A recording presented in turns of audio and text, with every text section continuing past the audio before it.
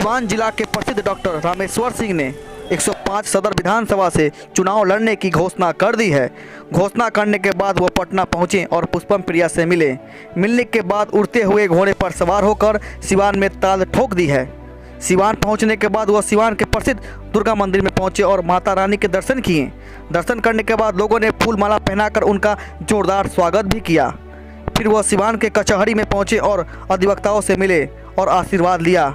अधिवक्ताओं से मिलने के बाद उन्होंने कहा कि मैं सिर्फ एक ही मुद्दा लेकर निकला हूं, रोजगार रोजगार रोजगार मेरी पहली प्राथमिकता होगी।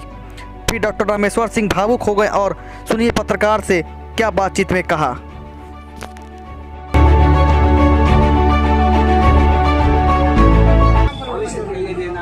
हमारे पास एक ही मुद्दा है, रोजगार रोजगार रोजगार और रोजगार। हम रोजगार के लिए काम करेंगे। जिस तरह से 15 साल लालू जी ने सभी रोजगारों का हत्या किया और उसके बाद से हमारे नीतीश बाबू ने उस मरे हुए लाश का दफना दिया, जला दिया कि आने वाला हमारा बच्चा, आपको शायद मालूम होगा लेकिन आने वाले बच्चों को ये पता भी नहीं चलेगा कि हमारे पास 3 फैक्ट्रियाँ थी। वो आप कहिएगा ना तो आपको विश्वास नहीं करेगा, बोले बाबू जी झूठ बोल रहे थे। जिस तरह से किया गया है, हमको कोई चीज़ की कमी नहीं है, लेकिन मुझे दर्द है।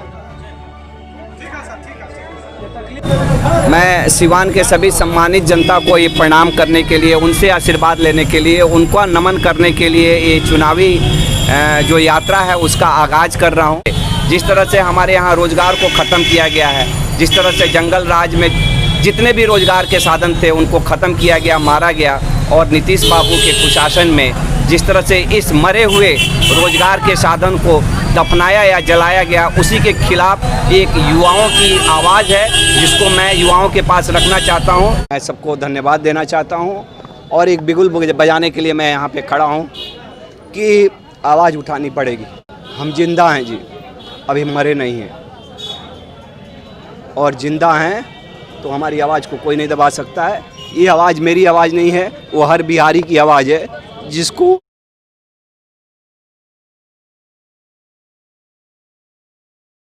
सताया जाता है, जिसको तकलीफ़ दिया जाता है। ये बात दिल की है।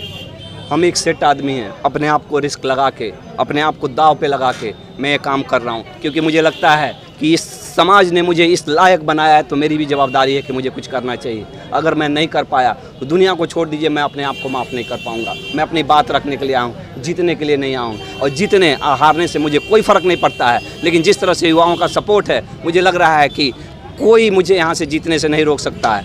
जिस तरह से मेरे अंदर आज से तीन दिन पहले मेरे पास ये कॉन्फिडेंस नहीं था, लेकिन जब मैं मैडम से मिला और एक औरत होकर अगर वो आवाज़ उठा सकती है तो मेरे में उतनी खुददारी, ये है ना, ताकत मेरे में बची हुई है। और मुझे लगता है ये ताकत जो मेरे अंदर दबी हुई है वो सबके अंदर दबी है। हमें उस ताकत को जगाने की ज़रूरत है और हमें अपने हक़ के लिए लड़ने की ज़रूरत है। हमें अपनी आवाज़ को बुलंद करने की ज़रूरत है। हमें अपने कॉन्फिडेंस को बढ़ाने की ज़रूरत है। आज हमारा बच्चा ये सोचता है कि हम लायक ही नहीं हैं, हमारे बिहार में कुछ हो ही नहीं सकता है। हम अगर जाके बात बोलते हैं कि हम रोज़गार लगाएंगे, हम कारखाने लगाएंगे, कोई मानने के लिए तैयार नहीं है। ये हमारे किसी सुनियोजित ढंग से हमारे सोच को दबाया गया है कि तुम लोग लायक नहीं है।